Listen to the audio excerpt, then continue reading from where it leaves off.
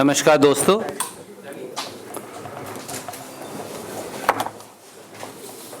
प्रधानमंत्री जी ने आज देश की युवा पीढ़ी को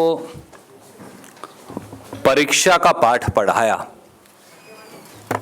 अच्छा होता अगर पैसे की लूट और छोटे मोदी की छूट पर भी चर्चा कर देश को उसके बारे में थोड़ा ज्ञान दे देते। पिछले 24 घंटे में देश के सबसे बड़े बैंक घोटाले की कई और परतें खुल चुकी हैं। दुर्भाग्य से ये बैंक घोटाला 11,400 करोड़ रुपया जिसकी फाइलिंग पंजाब नेशनल बैंक द्वारा सेबी में की गई थी, उससे बढ़कर अब 21,306 करोड़ रुपया तक पहुंच गया है। पंजाब नेशनल बैंक ने सेबी में बाकायदा कागज फाइल कर, जिसे हमने कल आपको जारी भी किया था, एक प्रतिलिपि दी थी, ये माना कि 293 लेटर्स ऑफ अंडरस्टैंडिंग के माध्यम से पंजाब नेशनल बैंक को 11,400 करोड़ का नुकसान हुआ है। ये उन्होंने सार्वजनिक पटल पर माना है। इसके अलावा 30 बैंक उनके द्वारा टर्म लोन और वर्किंग कैपिटल लोन और लेटर ऑफ अंडरस्टैंडिंग जो दिए गए 4 कंपनियों को, नीरव मोदी और मेहुल चोकसी की, जिनके नाम है Fire Star International Private Limited, Fire Star Diamond FZE, Gitanjali Gems Limited and Gitanjali Export Corporation, इन 4 और कंपनियों को जो कर्जा दिया गया है, जिसकी तफसील बैंकों में जो उपलब्ध है हम आपको रिलीज करने वाले हैं, ये 9,906 करोड़ रुपया और बैठती है। Can we have a picture please. और इन 4 कंपनियों ने किस किस बैंक से कितना कितना कर्जा लिया है, जो इस समय सार्वजनिक है, उस 9,906 करोड़ रुपए की तफसील हम आपको इस समय भेज रहे हैं। तो 11,400 करोड़ जमा 9,906 करोड़, ये कुल मिलाकर बनते हैं 21,306 करोड़। तो पिछले 24 घंटे में देश का सबसे बड़ा बैंक घोटाला अब बढ़कर 21,306 करोड़ पर पहुंच गया है। और बात यहां खत्म नहीं होती। पंजाब नेशनल बैंक, जो देश का दूसरा सबसे बड़ा बैंक है, इसमें पिछले 24 घंटे में 48 घंटे में पंजाब नेशनल बैंक के शेयर की 57% मलकियत भारत सरकार की है। अगर आप गूगल भी करेंगे तो उससे सार्वजनिक जाहिर है। बाकी सरकार के इंस्टीट्यूशंस की है और आम जनमानस की है। पंजाब नेशनल बैंक के शेयर में 7,000 करोड़ की वैल्यू इरोड हो गई, खत्म हो गई। ये नुकसान भी आखिर में देश की जनता का है, क्योंकि 57% पैसा तो अकेले सरकार का है और बाकी सरकार की मलकियत वाले फाइनेंशियल इंस्टीट्यूशंस का है। अगर ये 7,000 भी जोड़ दें तो ये कीमत 28,306 करोड़ हो जाती है। और अभी भी 3 ऐसी कंपनियां हैं मेहुल चोकसी और नीरव मोदी से जुड़ी हुई, जिनके नाम है Diamond R US, Solar Exports and Stellar Diamonds. इनके प्रति बैंक्स का कितना एक्सपोजर है, अभी भी सरकार और बैंक्स इसे बताने से इनकार कर रहे हैं। विशेषज्ञों की राय यह है कि यह 3,000 से 5,000 करोड़ और है। तो यह घोटाला फिर 30,000 करोड़ तक इस प्रकार से जब सारी परतें खुलेंगी तो पहुंच जाएगा। इसी वजह से मोदी सरकार का जो नया बज़वर्ड है, मेरे साथी शक्ति सिंह गोहिल जी कह रहे थे कि वो अब उड़ान जो शब्द आदरणीय मोदी जी ने दिया था वो अब उनका बज़वर्ड है, यानी any scamster can fleece and fly undetected and unchecked. तो वो उड़ान जब वो कहते थे, everybody can fly, that means every scamster can fleece and fly, that is the buzzword of Modi government now. दूसरा और चौंकाने वाली बात जो है वो ये है, कल हमने आपको उस एक शिकायत की प्रतिलिपि दी थी मई 2016 की, परंतु जब और कुरेदा गया और मामले को ध्यान से अध्ययन किया तो पता चला कि मोदी सरकार यानी प्रधानमंत्री कार्यालय, ministry of corporate affairs, enforcement directorate, serious Fraud Investigation office, SEBI, Maharashtra सरकार और गुजरात सरकार, इन 7 एजेंसियों को 7 मई 2015 से इस पूरे घोटाले की जानकारी थी। सबसे चौंकाने वाली बात यह है, 7 मई 2015 से जनवरी 29, 2018 तक आदरणीय प्रधानमंत्री जी, प्रधानमंत्री कार्यालय, corporate affair ministry, serious Fraud Investigation office, SEBI और गुजरात और महाराष्ट्र की सरकारें क्या कर रही थी, और उसके साक्ष्य हम आपके समक्ष रख रहे हैं। 7 मई 2015 को पहली बार वैभव खुरानिया, जो डायरेक्टर हैं RM green solutions private limited के, उन्होंने कॉर्पोरेट अफेयर मिनिस्ट्री को पत्र लिख एक शिकायत की, जिसकी प्रतिलिपि प्रधानमंत्री कार्यालय, एनफोर्समेंट डायरेक्टरेट को भेज दी गई। उस कंप्लेंट की कॉपी जिसमें ये सारी तफसील लिखी हैं, हम आपको भेज रहे हैं। 7 मई 2015। और सबूत क्या है कि यह कंप्लेंट वाकई में फाइल हुई, तो इसलिए उसका सबूत भी प्रधानमंत्री कार्यालय की एक्नॉलेजमेंट, एनफोर्समेंट डायरेक्टरेट को जो प्रतिलिपि गई और कॉर्पोरेट अफेयर्स को जो गई और दूसरे विभागों को गई, उसकी कोरियर रिसीट्स, वो सब भी हम आपको इसके साथ संलग्न कर भेज रहे हैं। और इतना ही नहीं, तभी 2015 में इसी कंपनी और इसी व्यक्ति वैभव खुरानिया ने deputy commissioner of police Mumbai में जाकर यही शिकायत फिजिकली दर्ज करवाई।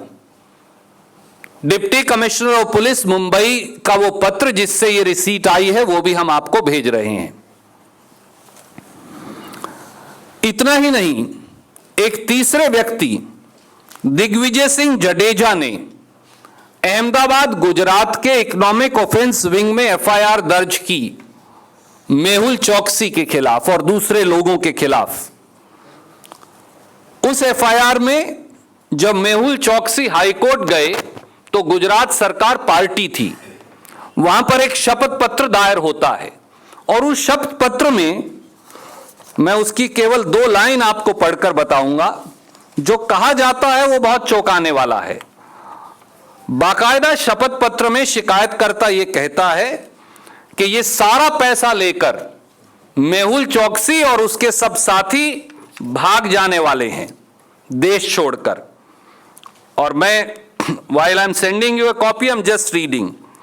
I would also like to draw kind attention to the fact that the petitioner has a huge debt of rupees 9,872 crore outstanding, which is also specified in the website of Ministry of Corporate Affairs. And there are full chances of the petitioner running away like Vijay Mallya, as his wife is having apartment at Burj Khalifa, Dubai, and as a result, many litigations are getting frustrated. तो सरकार को उस समय भी यानी 20 जुलाई 2016 को इसके बारे में अवगत कराया जाता है। उसके बाद 26 जुलाई 2016 को एक और व्यक्ति हरि प्रसाद, जिनकी शिकायत की प्रतिलिपि हमने आपको दी, वो प्रधानमंत्री कार्यालय को बाकायदा शिकायत करते हैं और अब कई टेलीविजन चैनल और समाचार पत्रों ने इसकी तफ्तीश उनसे कर ली है। और उसके बाद 3 मई 2017 को वैभव खुरानिया सेबी को भी एक शिकायत दायर करते हैं इसी तर्ज पर। उस सेबी की एक्नॉलेजमेंट की प्रतिलिपि भी हम आपको भेज रहे हैं। तो माफ कीजिए, 7 मई 2015 से 3 मई 2017 तक प्रधानमंत्री ji SEBI, Serious Fraud Investigation Office, corporate affair ministry, government of Gujarat, government of Maharashtra, आप सबको, इन्फोर्समेंट डायरेक्टरेट, आप सबको पता था। यहां तक भी कहा गया कि ये फ्रॉडस्टर पैसे लेकर भाग जाएंगे। तो पूरी मोदी सरकार क्या कर रही थी, किसको संरक्षण दे रही थी? तीसरा, प्रधानमंत्री जी इस एफआईआर के एक्यूज्ड मेहुल चौकसी को लगता है कि आत्मीयता से जानते हैं, परंतु कानून मंत्री कल पत्रकार गोष्ठी कर इससे साफ इनकार कर गए। मैं इससे पहले कि आगे कुछ कहूं, उन दोनों का एक कुछ क्षण का वीडियो आपको हम दिखाना चाहेंगे। जो गीतांजलि ज्वेल्स है, मेहुल चौकसी वही नाम है ना उनका, लेकिन बैंक से ज्यादा उसको अपने गांव के सोनार पे भरोसा है। वो बड़े से बड़े ज्वेलरी के शोरूम में जाएगा, लाने के बाद अपने सोनार के, यार जरा चेक कर ले भाई, कितना ही बड़ा शोरूम होगा, हमारे मेहुल भाई यहां बैठे हैं, लेकिन वो जाएगा अपने सोनार के, यार जरा भाई तुम चेक करो, मैं ले तो आया हूं। ये मेहुल चौकसी जो है, ये भी नीरव मोदी के पार्टनर है। जो गीतांजलि ज्वेल्स है, मेहुल चौकसी वही नाम है ना उनका, लेकिन बैंक से ज्यादा उसको अपने गांव के सोनार पे भरोसा है। वो बड़े से बड़े ज्वेलरी के शोरूम में जाएगा, लाने के बाद अपने सोनार के, यार जरा चेक कर ले भाई, कितना ही बड़ा शोरूम होगा, हमारे मेहुल भाई यहां बैठे हैं, लेकिन वो जाएगा अपने सोनार के, यार जरा भाई तुम चेक करो, मैं ले तो आया हूं। ये मेहुल चौकसी जो है, ये भी नीरव मोदी के पार्टनर है। जो गीतांजलि ज्वेल्स है, मेहुल चौकसी वही नाम है ना उनका, लेकिन बैंक से ज्यादा उसको अपने गांव के सोनार पे भरोसा है। वो बड़े से बड़े ज्वेलरी के शोरूम में जाएगा, लाने के बाद अपने सोनार के, यार जरा चेक कर ले भाई, कितना ही बड़ा शोरूम होगा, हमारे मेहुल भाई यहां बैठे हैं, लेकिन वो जाएगा अपने सोनार के, यार जरा भाई तुम चेक करो, मैं ले तो आया हूं। ये मेहुल चौकसी जो है, ये भी नीरव मोदी के पार्टनर है। जो गीतांजलि ज्वेल्स है, मेहुल चौकसी वही नाम है ना उनका, लेकिन बैंक से ज्यादा उसको अपने गांव के सोनार पे भरोसा है। वो बड़े से बड़े ज्वेलरी के शोरूम में जाएगा, लाने के बाद अपने सोनार के, यार जरा चेक कर ले भाई, कितना ही बड़ा शोरूम होगा, हमारे मेहुल भाई यहां बैठे हैं, लेकिन वो जाएगा अपने सोनार के, यार जरा भाई तुम चेक करो, मैं ले तो आया हूं। ये मेहुल चौकसी जो है, ये भी नीरव मोदी के पार्टनर है। जब gold demonetisation scheme Modi ji लेकर आए अभी हाल में ही, तो जब उसे अनवील किया गया तो हमारे मेहुल भाई को भी उसमें आमंत्रित किया प्रधानमंत्री जी ने, और एक ही व्यक्ति को बड़े स्नेह और आत्मीयता से नाम लेकर पुकारा। इसमें कुछ गलत नहीं, प्रधानमंत्री जी हो सकता है जानते हो सकता है आत्मीयता हो सकता है संबंध हो, इसमें कोई बुरी बात नहीं। हमारा यह कहना है, तो फिर उसे कानून मंत्री डिनाई क्यों कर रहे हैं? हमारे मेहुल भाई, आपको मैं वीडियो भेजूंगा, आप फिर इसे ध्यान से देख लीजिएगा। आपने सुना नहीं शायद, मेहुल भाई, हमारे मेहुल भाई यहां बैठे हैं। तो एक ही व्यक्ति को गोल्ड डिमोनेटाइजेशन स्कीम में प्रधानमंत्री जी बड़े स्नेह से संबोधित करते हैं। कुछ उसमें गलत नहीं, हम नहीं कह रहे उसमें कुछ गलत है। कहीं आत्मीयता भी हो सकती है, दोस्ती हो सकती है, प्यार हो सकता है, स्नेह हो सकता है। मेहुल भाई हमारे भी हो सकते हैं, जैसा प्रधानमंत्री जी कह रहे हैं हमारे मेहुल भाई, उसमें कोई दिक्कत नहीं। तो फिर सरकार को उस परिचय या संबंधों को डिनाई करने की आवश्यकता क्या है? कि अपने आप में शक पैदा करता है। और इतना ही नहीं, कल कानून मंत्री जी ने यह भी कह डाला, और फिर एक्सटर्नल अफेयर्स मिनिस्टर साहब ने भी कह दिया कि कोई व्यक्ति भी कि हम फोटो की राजनीति करते हैं। हमने ये कहा कि जब ये सारा फ्रॉड हो रहा था जनवरी 2018 में, तो 23 जनवरी से 26 जनवरी 2018 तक डावोस स्विट्जरलैंड में वर्ल्ड इकोनॉमिक फोरम में बिजनेस डेलीगेशन का हिस्सा बनकर नीरव मोदी वहां गए थे और प्रधानमंत्री जी के साथ उन्होंने फोटो खिंचवाई। कोई भी फोटो खिंचवा सकता है, परंतु जब कोई फोटो खिंचवाए वो ट्वीट करे तो समझ सकता हूं मैं, पर यहां क्या हुआ, नीरव मोदी के साथ जो एक खूबसूरत फोटो खिंचवाई वो प्रधानमंत्री जी कार्यालय ने ट्वीट की। हम नहीं कह रहे, ये प्रधानमंत्री जी का ट्विटर हैंडल कह रहा है। और उसके बाद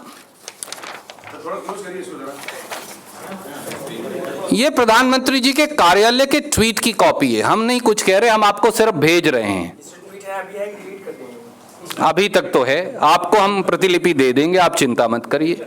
और फिर ये बात यहां नहीं रुकी, उसके बाद प्रेस इंफॉर्मेशन ब्यूरो ने फिर लिखा कि prime minister Narendra Modi in A group photograph with Indian CEOs in Davos, India means business. This is business. ये देश का प्रेस इंफॉर्मेशन ब्यूरो कह रहा है। एंड उसके बाद एक्सटर्नल अफेयर्स मिनिस्ट्री ने तो एक कदम और आगे उठाया, इस फोटो के साथ लिखा टुगेदर वी कैन। ये तीनों हम आपको भेज रहे हैं। प्रश्न बड़ा सीधा है कि क्या प्रधानमंत्री जी मेहुल चौकसी को जानते हैं? कम से कम प्रथम दृष्टि से तो लगता है। और अगर वो जानते हैं तो उसे डिनाई क्यों किया जा रहा है? और लॉ मिनिस्टर और एक्सटर्नल अफेयर मिनिस्ट्री इन सब बातों के बावजूद भी अब अपने आप को डिस्टेंट क्यों कर रहे हैं? डिस्टेंस करने की जरूरत नहीं। और इधर फ्रॉड हो रहा था और उधर ये व्यक्ति दावोस स्विट्जरलैंड में वर्ल्ड इकोनॉमिक फोरम में घूम रहा था। और ये पहली बार नहीं हुआ, इससे पिछले वर्ष भी 2016 में भी जब माननीय अरुण जेटली जी वित्त मंत्री जी ने भारत का प्रतिनिधित्व किया था, तो तब भी नीरव मोदी बिजनेस डेलीगेशन में वहां एक व्यक्ति के तौर पर गए थे। ये केवल पब्लिक हेल्ड इंफॉर्मेशन है। अब कई बार इससे अपने आप में संज्ञान लेकर शक पैदा होता है जब इसको पूरे परिप्रेक्ष्य में देखा जाए। और चौथा एक मुद्दा जो हम आपके समक्ष रखना चाहते हैं वो है the great escape as the entire government looks on.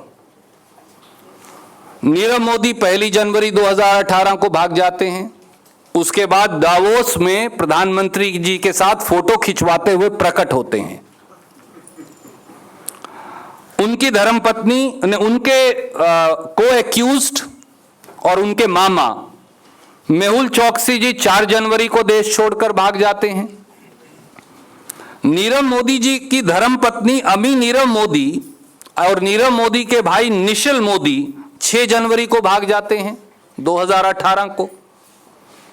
23 से 26 जनवरी इन सब के बावजूद भी नीरव मोदी बाकायदा, अगर वो भगोड़े थे, फ्रॉडस्टर थे, तो मुझे विश्वास है कि कोई प्रधानमंत्री कार्यालय या पीआईबी ऐसा नहीं करेगा। 26 जनवरी तक, जब तक वो दावोस स्विट्जरलैंड में वहां है, कोई कार्रवाई नहीं होती। आखिर में 31 जनवरी को लगभग 2 महीने के बाद सीबीआई मुकदमा दर्ज करती है। पहली बार सरकार के बैंक और एजेंसियां और सरकार जागती है। और पहली बार 15 फरवरी 2018 यानी कल लुकआउट नोटिस जारी करती है। The great escape happens and the entire government स्लीप्स। हमने यह भी जानने की कोशिश की कि आप और मैं तो अगर 50 रुपया या 200 रुपया या 500 रुपया क्रेडिट कार्ड में फालतू हो जाए तो आदमी की रैंकिंग गिर जाती है और जुर्माना अलग लगता है। तो आप 22,000 करोड़ रुपया निकालने और किसी को पता ना चले, यह कैसे संभव है? तो हिंदुस्तान के बैंकिंग सिस्टम में 4 ऑडिट मैकेनिज्म हैं। One is called statutory audit, जो कंपनी की बैलेंस शीट्स, जो बैंक्स की बैलेंस शीट्स और एसेट्स को देखता है। सेकेंड इज इंटरनल ऑडिट, जो बैंक स्टाफ के द्वारा कंडक्ट किया जाता है। थर्ड इज कंकरेंट ऑडिट, जो audit of all bank transactions है। And fourth is RBI inspection, जहां इन तीनों ऑडिट्स को भी देखा जाता है और नए सिरे से सारी ट्रांजैक्शन को भी देखा जा सकता है। तो क्या कारण है कि Reserve Bank of India concurrent audit, internal audit, statutory audit, इन सब में हजारों करोड़ रुपया बैंक का लूट लिया, जनता का लूट लिया, पर किसी को मालूम नहीं चला। और यह सब इसके बावजूद कि जो रेटिंग एजेंसीज हैं, केयर, उन्होंने लिखकर 7 जून 2016 को यह कहा कि फायरस्टार इंटरनेशनल प्राइवेट लिमिटेड जो है, इसकी क्रेडिट वर्दीनेस नहीं। उसके बावजूद भी आए दिन उन्हें नया पैसा करोड़ों करोड़ों करोड़ों रुपए का दिया जाता रहा। यह क्या कारण है? इसीलिए हमने कल 5 प्रश्न पूछे थे। कानून मंत्री जी और समाज कल्याण मंत्री जी ने जवाब दिया बजाय वित्त मंत्री और प्रधानमंत्री के, परंतु 5 प्रश्न का जवाब नहीं दिया। ये जो सारे नए साक्ष्य और तथ्य आए हैं, in light thereof we want to ask 5 more questions. क्या बैंक लूट घोटाला अब बढ़कर 21,306 करोड़ तक पहुंच गया है? बैंकों को कुल नुकसान कितना और हुआ है इसके अलावा? और सरकार मौन व्रत पर क्यों है?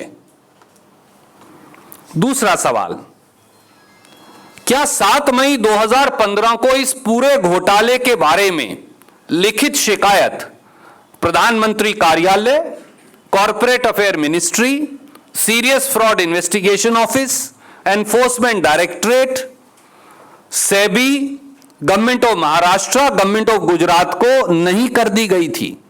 और एक नहीं, एक से अधिक शिकायतों के माध्यम से। तो 7 मई 2015 से 29 जनवरी 2018 के बीच में कोई कार्रवाई क्यों नहीं की गई? तीसरा प्रश्न, क्या प्रधानमंत्री जी मेहुल चौकसी जो एक्यूज्ड है उसको जानते हैं? और अगर जानते हैं तो सरकार इससे कन्नी क्यों काट रही है? क्या प्रधानमंत्री ऑफिस के ट्विटर हैंडल, पीआईबी और एमईए ने नीरव मोदी के साथ उनकी फोटो लगाकर टुगेदर वी कैन लिखकर ट्वीट नहीं किया था? तो आज वो इससे अपना पल्ला झाड़ने की क्यों कोशिश कर रहे हैं?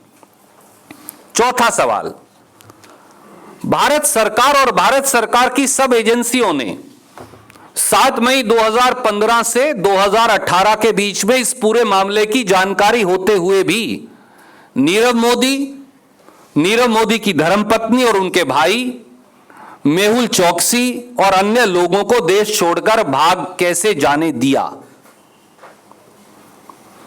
और 5वां प्रश्न, 4 स्टेज ऑडिट सिस्टम जो बैंक्स और आरबीआई का है, उसकी नजर से यह हजारों करोड़ का घोटाला बचकर निकल कैसे गया? और वो भी तब जब 7 जून 2016 को बैंक को लिखकर रेटिंग एजेंसी केयर ने इसके बारे में कहा था कि यह पैसा वापस नहीं आएगा। उसके बाद भी हजारों करोड़ रुपया जनता का इन फ्रॉडस्टर्स को क्यों दे दिया गया? इन प्रश्नों का जवाब भारतीय राष्ट्रीय कांग्रेस नहीं, इस देश के 125 करोड़ लोग मांग रहे हैं प्रधानमंत्री जी से।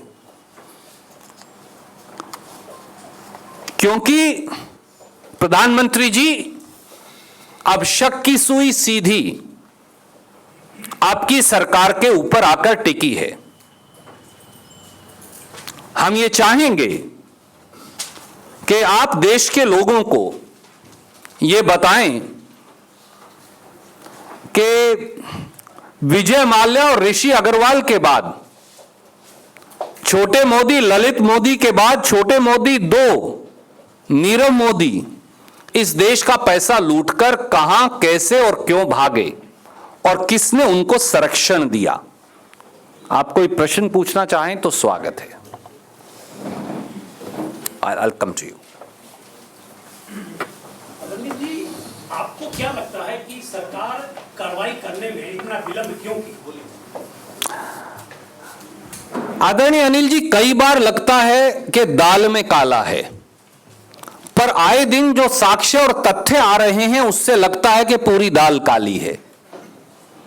कहीं ना कहीं सरकार में बैठे लोगों का संरक्षण प्रत्यक्ष या परोक्ष रूप से देश का पैसा लूटकर ले जाने वाले इन लोगों के ऊपर है, ऐसा प्रथम दृष्टि से दिखता है। इसीलिए यह आवश्यक है कि देश के प्रधानमंत्री मौन व्रत तोड़कर देश को जवाब दें उन प्रश्नों का जो सार्वजनिक पटल पर उनसे पूछे जा रहे हैं। सर, आपने कहा था कि किसी एक व्यक्ति के मतलब कारण ऐसा हो रहा है, ऐसा आपको मतलब अंदेशा है, आप पता लगा पाए कि उसको? जैसा आदरणीय साथी मैंने कल भी कहा था, मुझे उम्मीद थी कि बहुत सारे साथी और ज्यादा तफ्तीश पिछले 24 घंटे में करेंगे और काफी तफ्तीश पत्रकार साथियों ने की है। Investigative journalism is intrinsic to our democracy. We sincerely hope that with so much of evidence that we have placed on record, India's free press will be able to take the necessary next steps to unearth the conspiracy behind this scam, as also those who were protecting and are protecting the scamsters and help them escape the clutches of law. I'll come to you. Sir, Dinesh Dubey is a senior employee of Allahabad Bank who claims that the Finance Secretary Rajiv Thakur back in the day in 2013 had dismissed him for raising dissent notices, while he had raised this and flagged it with the seniors back in the day in the UPA government, sir. While this could be agenda of a specific television channel, all that I would say, the facts are in public domain. Prime Minister Shri Narendra Modi came to power in May 2014. We are in February 2018. Certain news channels can continue to live in past history, including the Prime Minister, or we can face the truth as it exists today. Why is Prime Minister silent?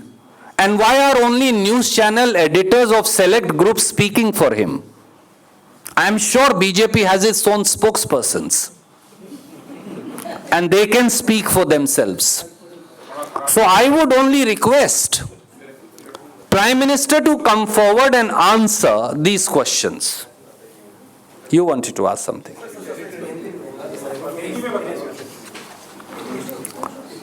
सारे साक्ष्य और तथ्य देश के सबसे बड़े bank घोटाले के आपके सामने हैं।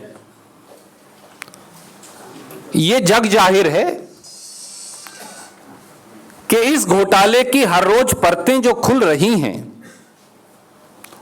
उसमें 293 लेटर ऑफ अंडरस्टैंडिंग जिनकी अवधि केवल 90 दिन है, और सीबीआई की एफआईआर में भी केवल 2017 के 8 या 9 एलओयूज की चर्चा है।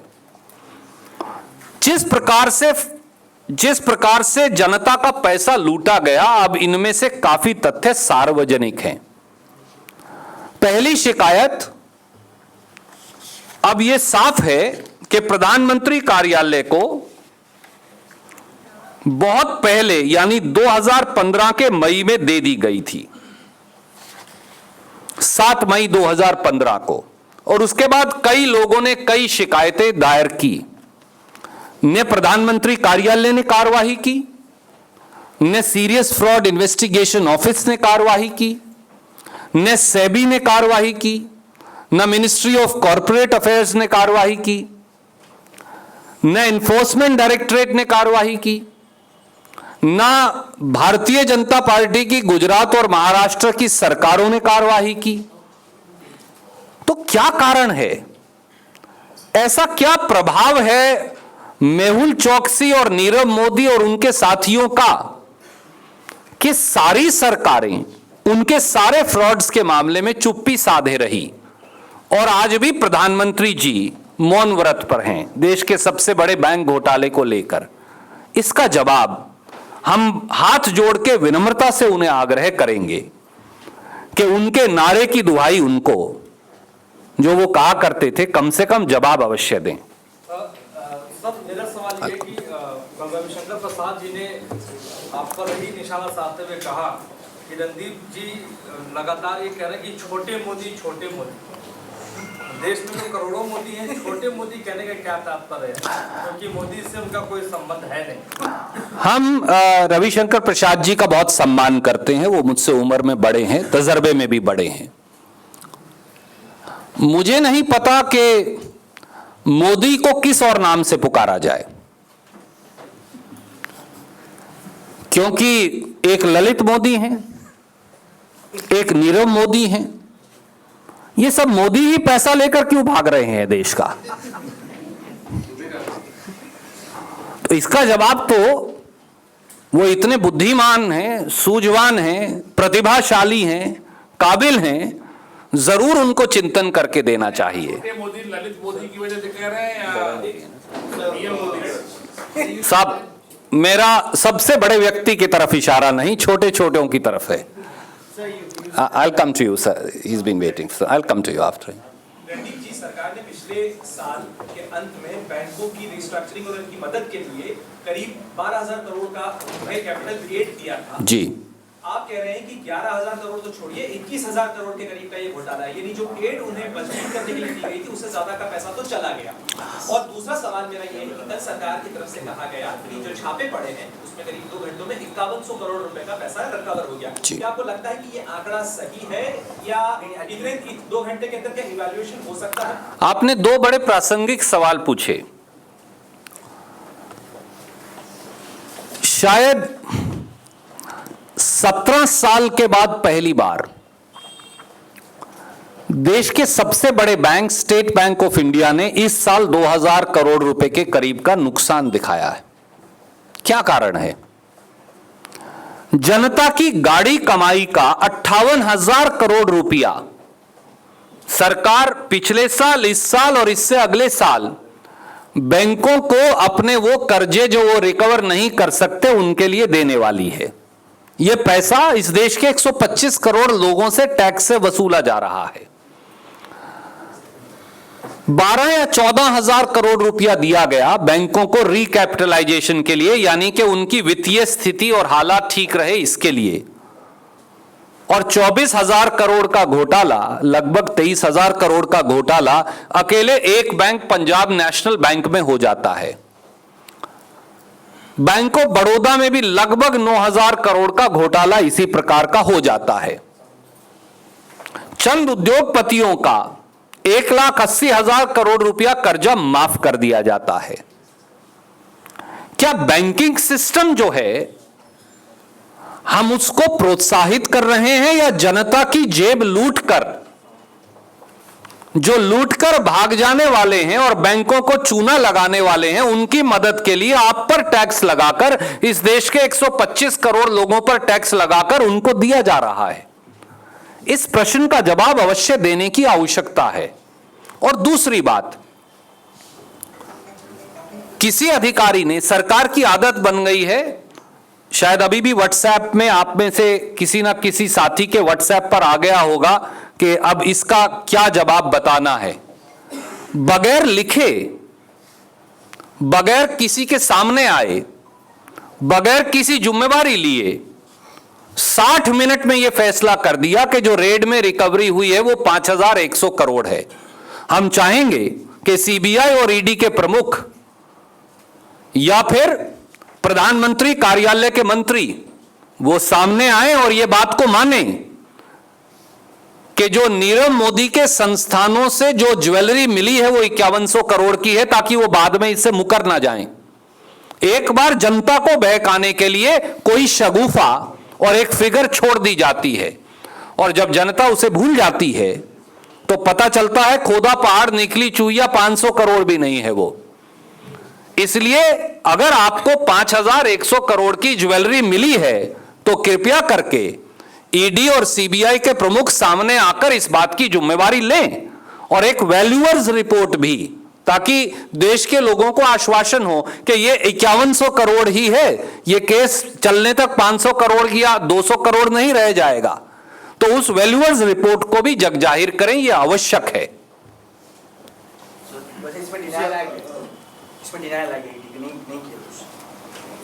एक और साथी बता रहे हैं कि वो अभी 5100 करोड़ की फिगर से पहले ही मुकर चुके हैं।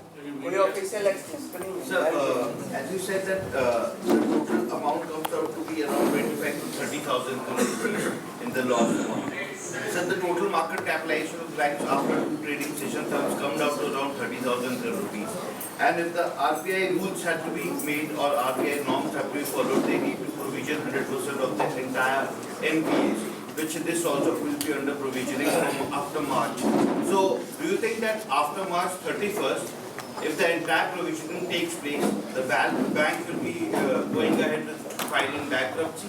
Indian National Congress even yesterday expressed its deep concern on the state of banking sector, the health of public sector banks, as also the consequences of these repeated frauds that are taking place on the financial health of bank, and more than financial health of bank, on the deposit of ordinary depositor of India who have deposited their life savings into bank accounts. While what you are saying regarding making provision for 100% is the norm, not set by us but by the Reserve Bank of India. But the entire risk management system, the fraud detection mechanism, the 4-stage audit process has collapsed. And I'm amazed that Prime Minister and the Finance Minister are mum. They refuse to speak a word on the biggest scam in India's history, which continues to unravel and increase.